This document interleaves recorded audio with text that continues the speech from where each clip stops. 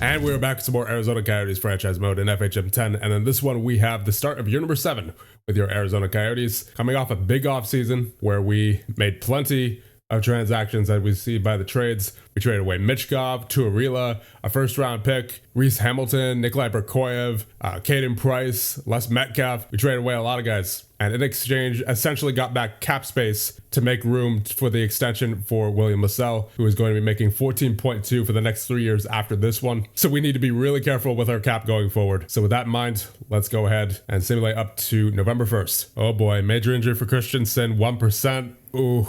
Broken collarbone for 1 to 2 months for Nicholas Christensen. All right, after 1 month, we are 6-4-3, good enough for 4th in the Central, so that I believe has us outside the wild card right now. Yeah, let's take a look at what's going on. So it looks like our goaltenders, Lassell and Coco, both doing fantastic, as Lassell in 9 games played with a .935 save percentage to start the season. That is very refreshing coming from Lassell, because in seasons past, he has typically been a guy who starts out cold and then gets better as the season goes on. But so far, very good from William Lassell, that .935 save percentage. And then Nicholas Coco in 4 games played with a .939. So goaltending doing fantastic to start out this season. That's good to know. That's a relief. And on defense, you have Rhett Sather with 10 points, Daxon Rudolph with 8, Salminen with 6, 4 for Veyu and Allen, and then 0 for Lundqvist and McNeil. And at forward, you have Furcus with 15 points, 10 goals, Stenberg with 14 points, 13 assists, Kuzma with 9 points, 8 points for LaCroix and Fedorov, 6 for Ulrichsen and Gavin, 5 for McQueen, 4 for Denoye,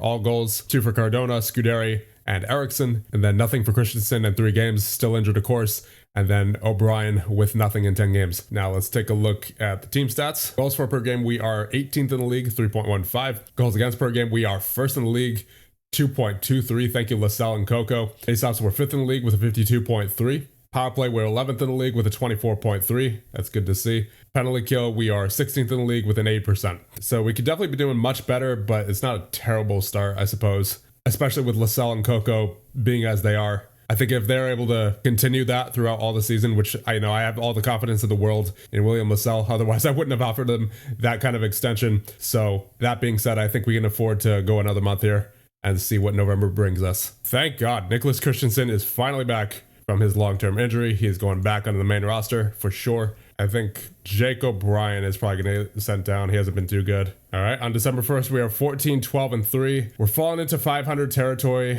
Thankfully, we are 3rd in the division, but it's been a little rough as of late. And it seems that Lassell and Coco have fallen off a little bit. Yeah, .913 save percentage for both of them. So I'm going to keep going here, but I'm also going to keep an eye on the situation, because we cannot afford to miss the playoffs this year after the trades that we made. Andrew LaCroix down long-term, 2 to 3 weeks with a hip strain. Oh boy, this is not good. This is not good. 16, 15, and 4. Okay, I'm about to just coach this team myself. This is so frustrating. It's the same. It goes back to the same thing with Marco Sturm. 2 out of 3 years so far that he's been with us. This was exactly how it went during his first year. And look where that went. Where are we in the standings? 4th? We're not even in the wild card right now. We're behind in the wild card. I'm not letting this go all season. Yeah, I think Sturm might be out on his way out here. Last season was good because Lassell was carrying the team on his back, but now he's sort of fallen off. He's at a 907 now. It's so confusing because he usually starts out cold and then he gets hot as the season goes on. But it seems like the opposite's happening this season, where he started out hot and now he's unfortunately getting cold.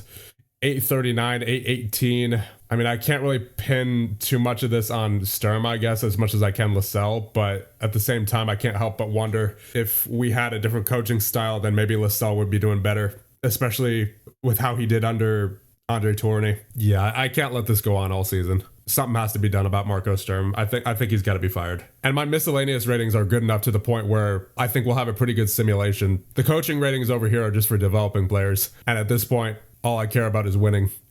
I just want to get into the playoffs and win the Stanley Cup. This is a pretty good roster as is. It's a pretty darn good roster. I mean, it sucks because it stopped the development of players like Salminen, who, I mean, he's already 24, so I'm sure he's already done the bulk of his growth, but he still has that potential to go even further, right? But for the most part, this team has a bunch of veterans on it. Like, our average age is probably somewhere around 29. Like, when you take a look, 31, 31, 30, 30, 29, 29, 29, 29, 29, 28, 28, 28, 28, 28, 27, 27, 27, 27, 26, 25. We have a lot of veterans on our team. And due to the draft being so poor in this game, barely any rookies, if any. Yeah, I'm considering just coaching this team myself. And the strange thing about Sturm is that he prefers veterans too, and we have a bunch of those. We have basically our whole roster is veterans at this point, but it doesn't seem like we're benefiting from Sturm's coaching style. You know what?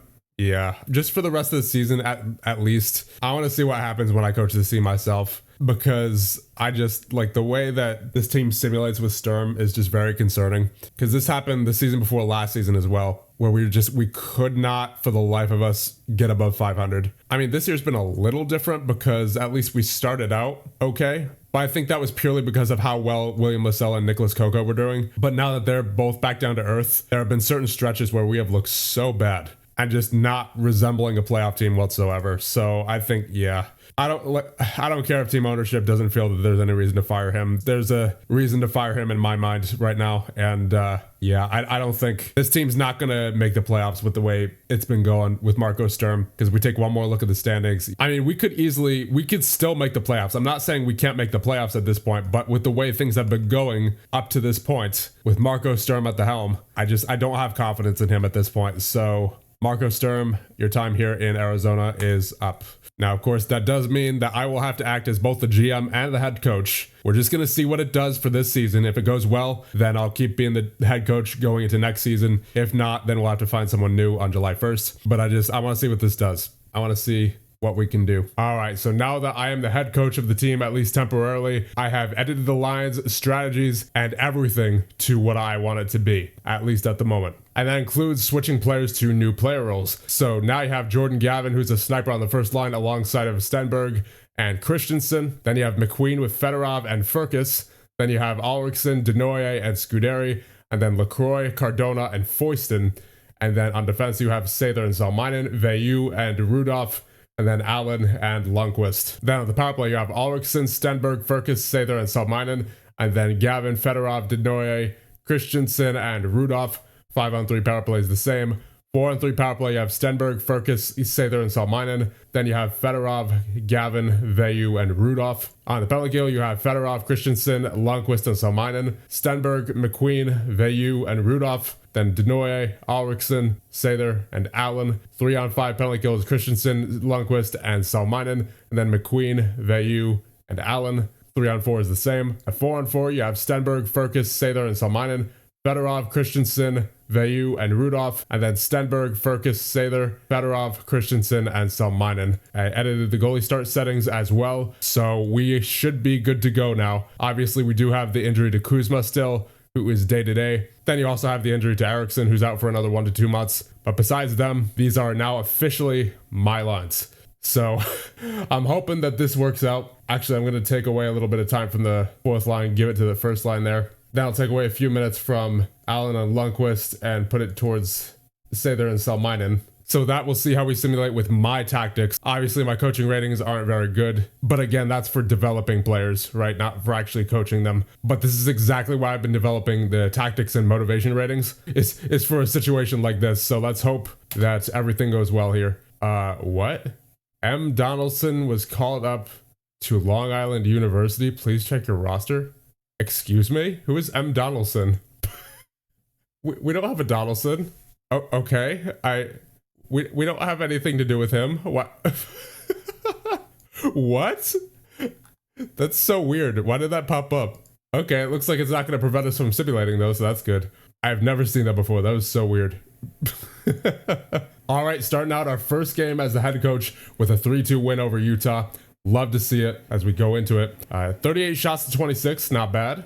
3 stars of the game, Stenberg, Larson, and Salminen with 2 goals. Let's see, I'm mainly interested in the player grades. So Salminen, Rudolph did very well defensively. Stenberg with the 80 offensive grade. Christensen, very well rounded, as expected. Foyston, Scuderi, Cardona, and Lundqvist did not have good games. So I'm not going to go through every game here individually, but I do want to keep an eye on how we simulate compared to how we did with our previous coaches. So unfortunately, Jordan Gavin, it looks like will be out long-term with an injury as he has a torn labrum for 2 to 3 months. Yeah, that is unfortunate. So we're going to have to, I guess, call someone else up here. That's probably going to be Jake O'Brien. Man, we just cannot find any sort of consistency whatsoever. To start out January, we had a 3-game winning streak, followed up by a 5-game losing streak, which was followed up by a 5-game winning streak, and then a loss against Edmonton. Then you have a win, a loss, a loss, a loss, a loss, a loss. So 5-game losing streak, 1 win against Detroit, then a loss against Buffalo, a win, a win, a win, a win. So there's a 4-game winning streak, and then a 3-game losing streak to finish off February. This team is probably one of the streakiest teams I've ever seen. and it just keeps going back and forth between winning streaks and losing streaks. If there is anything that is consistent about this team, it is that we're currently 33, 31, and 6, 72 points, somehow third in the Central Division. It's a good thing that this division is pretty weak this year, because otherwise we would probably be on the outside looking in right now, but thankfully we are in third at the moment. However, it is worth noting we do have a few games in hand on teams like Dallas and Utah. So I'm pretty sure this is going to be yet another close finish toward the end of the season. And we're going to have to figure out what we're doing with all these guys. Because if we take a look at our finances, our cap obligations for next season, we're going to be at 61.9. So effectively 62 million going to next season. So I would say we sign Furcus for sure. 7.4 for 3 years. Is what he wants on his deal. I'll start at 6.5. All right, I got him down to 6.85 for 3 years. That'll take him till he's 34. Sounds good to me. How much does Gavin want? He wants 6.7, and then Veyu wants 6.2. I'm going to start at 5.4 for Veyu, and I got him down to 5.7. I will certainly do that. So that's 5.7 plus 6.85. That brings us up to roughly 74.5 million in salary cap for next season. So I think we could probably afford Gavin. But I think I might wait on signing Gavin, honestly. He's been struggling quite a bit this season as far as scoring goals. Only 4 goals scored in 38 games played. And that's following 17 goals last year and 41 the year before. He has 96 shots, only 4 goals. So yeah, he's definitely struggling this year. I want to see what he does towards the end of the season and in the playoffs before I make a decision on him. I mean, I know he's a talented player, that's for sure, but, you know, just given the fact that LaSalle is getting that $14.2 million extension, we do have to be careful with our salary cap from now on. All right, Jagger Furcus and Xavier Veyu have extended their contracts with your Arizona Coyotes. So yes, indeed, that does put us at 74.5 mil, but once again, I'm going to wait on the rest of these guys. I think what this team needs is more physicality. I'm looking at the hits, and we do have a couple of really big hitters in Rudolph, Lundqvist, Salminen, Kuzma. Them 4 can lay the body. However, when you take a look at our depth, we really don't have a whole lot of depth when it comes to physicality. You have Cardano with 57 games played, only 27 hits. Veyu only with 28 hits in 69 games played. Eriksson only with 29 and 48. Denoye only with 31 and 70. Scuderi only with 33 and 61.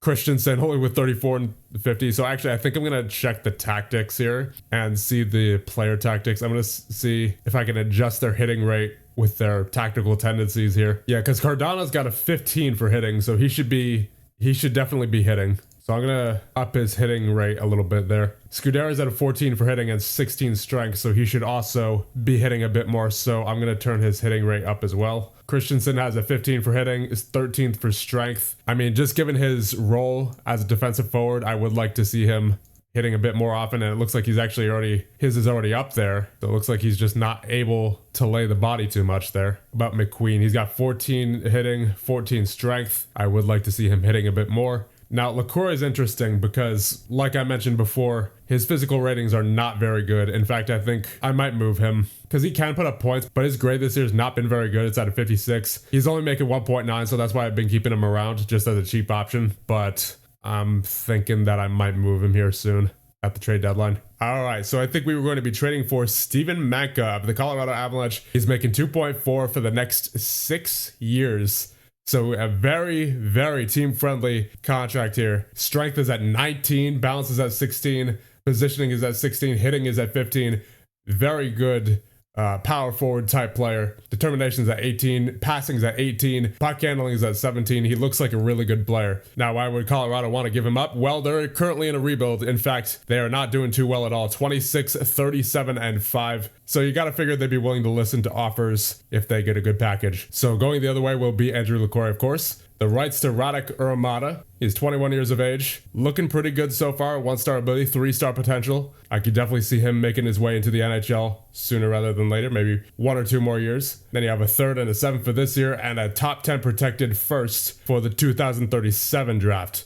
So that's the draft after this upcoming draft, in exchange for Steven Manka, who once again looks like a very good player. He's going to be on a team-friendly contract for quite some time. And actually, I'm going to see if I can retain half his salary. Of course, that's going to require more value, but I'm definitely willing to pay that if it means getting him on a $1.2 million deal for the next 6 years. It's definitely worth it, in my opinion. All right, so I had to up the price to 2 second-round picks and a 1st from next year that is top 10 protected, Andrew LaCroix and Radek Urmada. But you know what? I'll take it.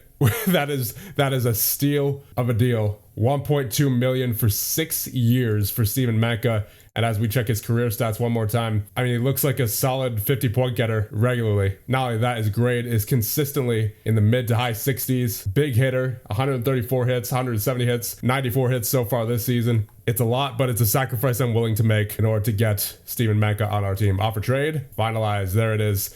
That is a big, big move for your Arizona Coyotes, acquiring Steven Manka, and we will see where he slots in the lineup. And we have finished our season 39, 35, and 8. Good enough for 86 points, and we did not make the playoffs, only just by a little bit. Just barely missed out on the wild card.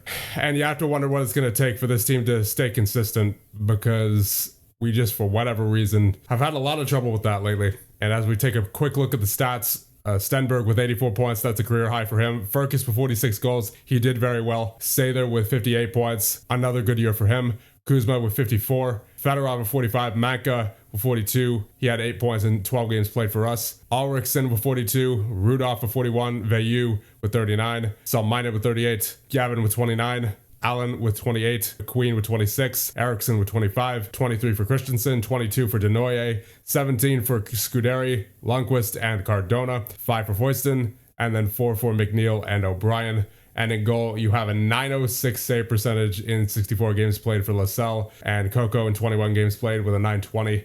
Man, LaSalle, you're going to be making $14.2 million per year starting next season. It's only for 3 years, but still, that is a lot of money. You cannot be having any more of these kinds of performances from that point on. Now let's take a look at the team stats. Goals for per game, we are 17th in the league with a 3.15. Goals against per game, we are 7th in the league with a 2.89. That's a bit surprising. Honestly, I thought that would be a bit lower, or higher rather. I thought the goals against per game would be higher. Power play is at 21.4, 9th in the league. Penalty kill is 18th in the league with an 80.4. So the team stats weren't bad. So where exactly do we fall flat then? Well, as I mentioned earlier, we were probably the streakiest team I had ever seen leading up till, I'm going to say, March. I mean, it was, a 3-game losing streak, followed up by a 4-game winning streak, followed up by another 3-game losing streak, followed up by a 3-game winning streak, followed up by another losing streak. And it was just, once again, one of the streakiest teams I think I've ever managed. So what to do? What to do? Well, first off, do we get a head coach or no? I'm thinking yeah.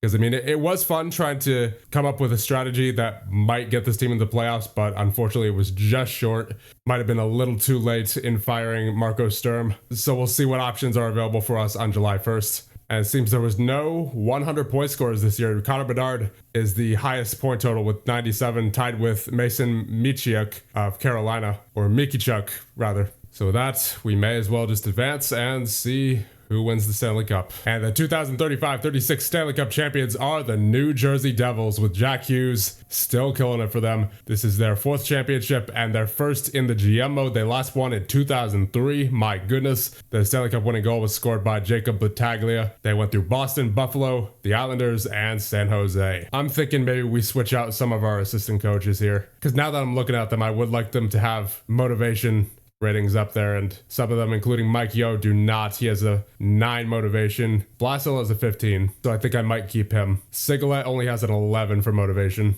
He's our goalie coach. Jarkko Ruutu has a 13. We'll get Blasel back. But as for Rutu, I think I'll see what's out there. All right, time for the awards. For the Ted Lindsay and Art Ross, you have Connor Bedard. For the Maurice Richard, you have Igor Chernyshov of St. Louis. He had 50 goals on the year. For the Lady Bing, you have Ivor Stenberg of your Arizona Coyotes. All right, so we did something this year. For the Bill Masterton, you have Matt Boldy of Minnesota. For the Mark Messier Leadership Award, you have Quinn Hughes, still in the league at 36 years of age. And for the Jennings Trophy, you have Ryan Stewart of Columbus. He won last year, I believe, as well. For the Hart between Reese Jamieson, Julian Richardson, and Connor Bedard, it is Connor Bedard. 97 points in 78 games played. For the Conn Smythe, you have Brock Cripps of the Devils, who is a defenseman for them, 30 years of age, 51 points during the regular season, and 18 points in the playoffs. For the Calder between Dominic Kopal, Lias Nab, and Philippe Vigneault, you have Lias Nab of Vancouver with 45 points in 80 games played. For the Norris between Nathan Gunther, Braden Riggle, and Samuel Lee Jacobson, it is Nathan Gunther of Carolina, 64 points in 58 games played. For the Selke between Hayden Reed, Nikolai Voinov, and Kieran Wikowski, you have Nikolai Voinov of Vegas with 80 points in 82 games played. For the Vezina between Michael Hrabal, Yaroslav Askarov, and Tobias Orchovsky, it is Yaroslav Askarov of Winnipeg with a .921 save percentage in 68 games played. GM of the Year between Kent Hughes, Dan Tenser, and Kevin Adams, it is Dan Tenser of Carolina. For the Jack Adams between Rob Scuderi, Stefan Robida, and Brad Clark, it is Brad Clark of Carolina. All right, let's check our signing deadlines, see if we're signing anybody. Yeah, we're not signing anybody. Not a whole lot in terms of prospects here. We do have Sirene still, as I know we're keep trading some of them away for established players, but you know, desperate times call for desperate measures. And these certainly have been desperate times as of late. So what to do about Jordan Gavin? He's still unsigned. We got about a week left before July 1st. 55 hits in how many games played? 42. I mean, he's been a playoff performer in the past, but that was with Buffalo. While he's been with us, he's only had 1 playoffs, and he had 2 points in 7 games played. But he did have a 65 grade. I mean, he was really good for us his first year. 41 goals, 41 assists for literally point-a-game player. And then he drops down to 43, then 29. I mean, obviously he didn't play a full season this year, but still, I think I would like to see what else is out there in free agency. So I think we're going to leave the rest of these guys unsigned. Gavin, Denoyer, Lundqvist, O'Brien, and McNeil all getting released. I mean, Denoyer wasn't bad as far as winning faceoffs. He was great winning faceoffs, in fact, 55.8. Only 32 hits, though, in 82 games played. And I would like my third line center to be a bit more physical. Eric Lundqvist was not good this past year. Very low defensive grade, in fact, compared to the year before, where I believe he had a 69 to end off the year. This year, yeah, 54. So I think with that, we'll advance to the last day of the season and get our report card. Well, we had a winning season, but we also failed to reach the playoffs. Longevity bonus of 6, meaning our total season score is 17. Total career score so far of 160. 3 available points. I may as well keep working on those coaching ratings. I'll max out tactics. Oh, didn't matter that we apparently re-signed Blaswell because he has retired. So we're going to have to find a new assistant coach no matter what. And this is what our roster is currently looking like. In goal, you have Lascelles and Coco. Lascelles now making that $14.2 million. On defense, you have Sather, Salminen, Rudolph, Veyu, and Allen. Need at least 2 on defense. At forward, you have 3, 6, 9, 12. So we have enough in terms of numbers. I prefer to sign a couple more, though.